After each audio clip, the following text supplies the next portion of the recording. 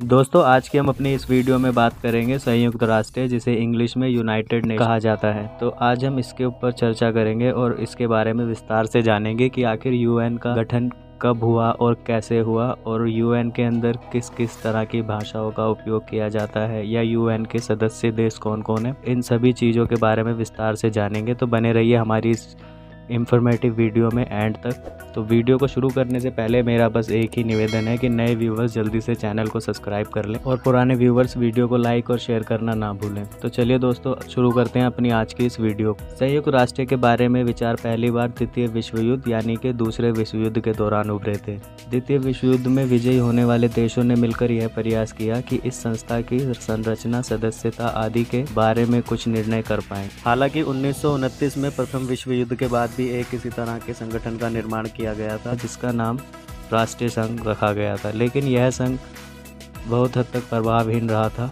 दूसरे विश्व युद्ध के विजेता देशों ने मिलकर संयुक्त राष्ट्र अंतर्राष्ट्रीय संघर्ष में हस्तक्षेप करने के उद्देश्य से स्थापित किया। वह चाहते थे कि भविष्य में फिर कभी सेकेंड वर्ल्ड वॉर की तरह यानी कि दूसरे विश्व युद्ध की तरह दोबारा ऐसा कोई भी युद्ध ना उभर सके। संयुक्त राष्ट्र की संरचना में सुरक्षा परिषद वाले सबसे शक्तिशाली देश संयुक्त राज्य अमेरिका, फ्रांस, रूस, United kingdom second world war में यह अहम देश रहे थे। वर्तमान में संयुक्त राष्ट्र में 193 यानी कि 193 देश हैं। विश्व के लगभग सारे अंतर्राष्ट्रीय मान्यता प्राप्त देश शामिल हैं। इस संस्था की संरचना में आम सभा, सुरक्षा सभा, आर्थिक एवं सामाजिक परिषद, सचिवालय और अंतर्राष्ट्रीय न्यायालय सम्मिलित है। कुछ विशेष ताइवान, जिसका स्थान चीन को 1971 में दे दिया गया था, वेटिकन सिटी, फिलिस्तीन जिसको पर्यवेक्षक का स्थान प्राप्त है, तथा और कुछ अन्य देश सबसे नए सदस्य हैं, जिसमें कि दक्षिण सूडान, जिसको जुलाई 2011 में सदस्य बनाया गया था। संयुक्त राष्ट्र का मुख्यालय अमेरिका के न्यूयॉर्क नगर में $85 लाख में खरीदी गई भू संपत्ति पर स्थापित है। इस इमारत की स्थापना का प्रबंधन एक अंतर्राष्ट्रीय शिल्पकारों के समूह द्वारा हुआ है। इस मुख्यालय के अलावा और अहम संस्थाएं जिनेवा और कोपेनहेगन आदि में भी स्थित है। यह संस्थाएं संयुक्त राष्ट्र से स्वतंत्र तो नहीं है, परंतु उनको बहुत हद तक स्वतंत्रताएं दी गई है।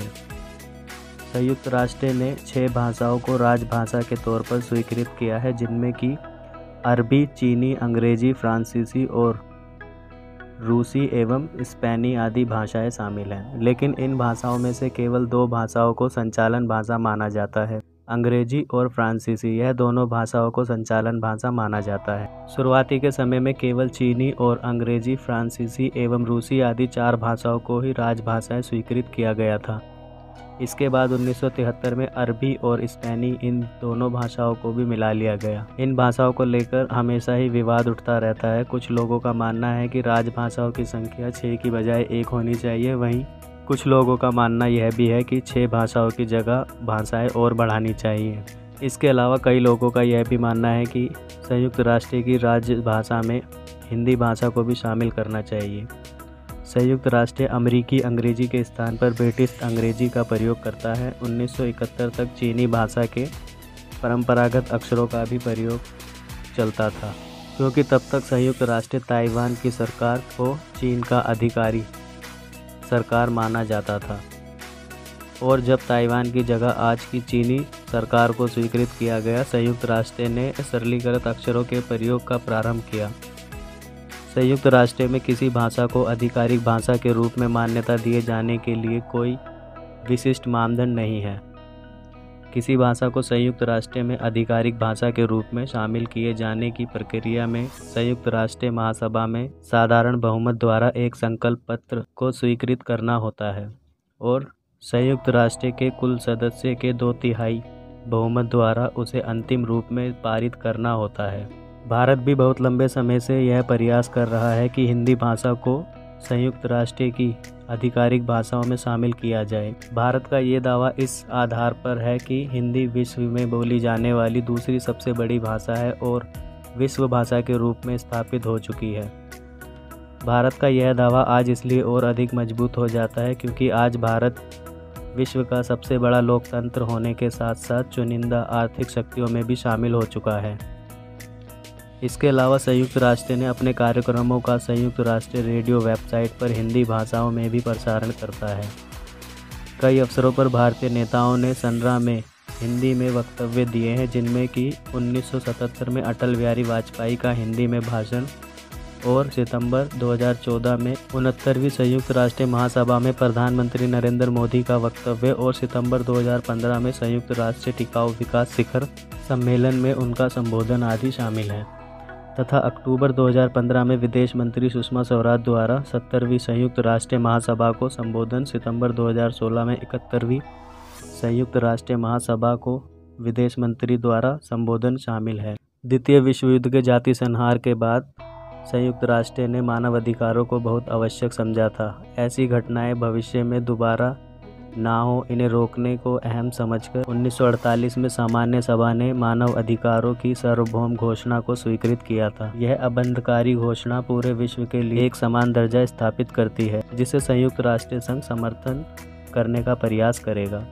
आज मानव अधिकारों के संबंध में 7 संघ निकाय स्थापित हैं और यह 7 निकाय कुछ इस प्रकार हैं: मानव अधिकार संसद, आर्थिक, सामाजिक और सांस्कृतिक अधिकारों का संसद, जातीय भेदभाव निष्कासन संसद, नारी विरुद्ध भेदभाव निष्कासन संसद, यातना विरुद्ध संसद, बच्चों के अधिकारों का संसद, प्रवासी कर्मचारी संसद। विश्व में महिलाओं के समानता के मुद्दे को प्रोत्साहित करने के उद्देश्य से विश्व निकाय के भीतर एक एकल एजेंसी के रूप में संयुक्त राष्ट्र महिला के गठन को 4 जुलाई 2010 को स्वीकृति प्रदान कर दी गई थी।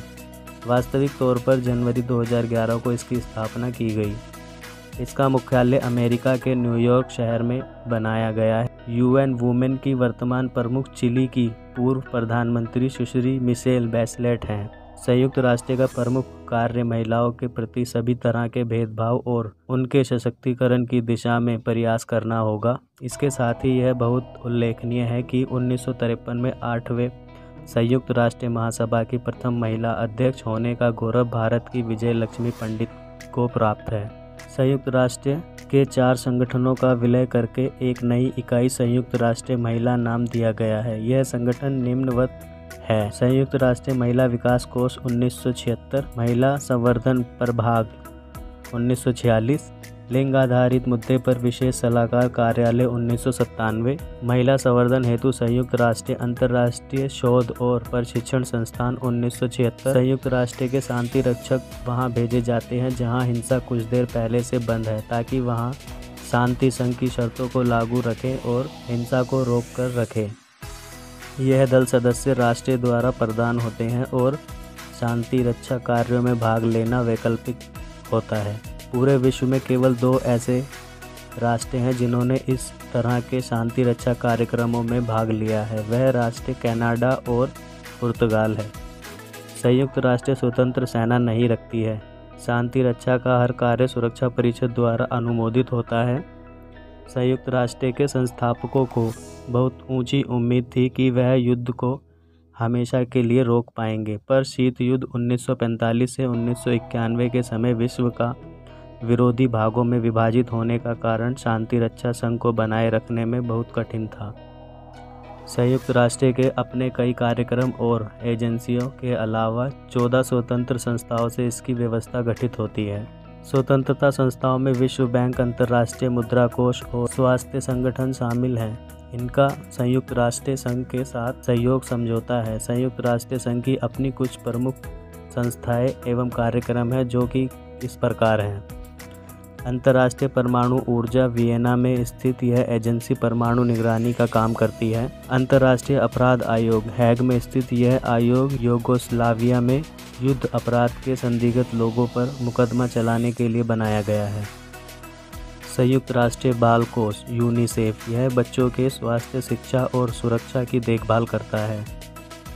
संयुक्त राष्ट्र विकास, UNDP, यह गरीबी कम आधारभूत ढांचे के विकास और प्रजातांत्रिक प्रशासन के प्रोत्साहित करने को काम करता है। संयुक्त राष्ट्र व्यापार और विकास सम्मेलन, यह संस्था व्यापार, निवेश और विकास के मुद्दों से संबंधित उद्देश्य को लेकर चलती है।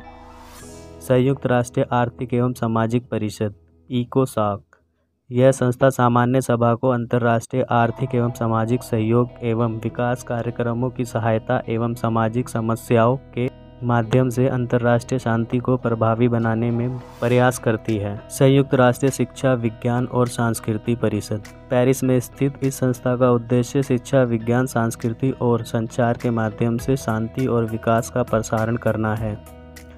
संयुक्त राष्ट्र पर्यावरण कार्यक्रम UNEP नैरोबी में स्थित इस संस्था का काम पर्यावरण की रक्षा को बढ़ावा देना है।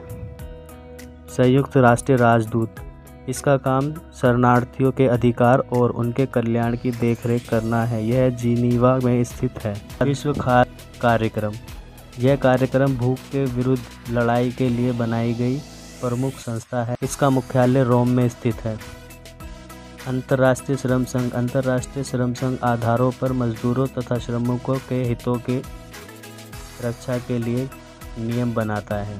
तो दोस्तों, जैसा कि हमने आपको वीडियो के शुरुआत में कहा था कि इस वीडियो में आपको संयुक्त राष्ट्र यानी कि यूनाइटेड नेशन से जुड़ी हुई काफ़ी सारी जानकारियाँ जानने को मिलेंगी।